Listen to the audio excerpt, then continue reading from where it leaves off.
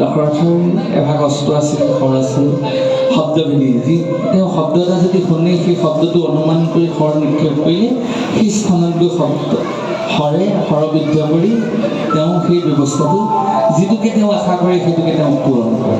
কিন্তু সিদিনা তেওঁ এটা ডাঙৰ কথা হ'ল, অন্ধমণিৰ পুত্ৰ সিন্ধুমণিয়ে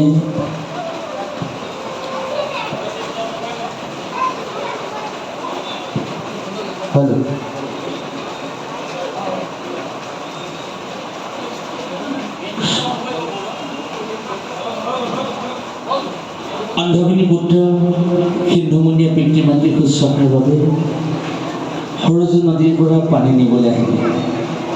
কলহত পানী ভৰালে, কল কল শব্দ কৰিলে। তেতিয়া মহাৰাজ দশৰথে ভাবিলে যে নিশ্চয় পহুৱে পানী খাইছে, হৰিণাই পানী খাইছে বুলি তেওঁ অনুমান কৰি শব্দ শুনিবান নিক্ষেপ কৰিলে। আৰু সেই শব্দ শুনি মানে আপোনালোকে জানে অন্ধমণি পুত্ৰৰ প্ৰাণ ল'লে। আৰু মহাৰাজ দশৰথ মহা আনন্দত মৃগপহু হত্যা কৰিলো বুলি ওচৰলৈ আহিল।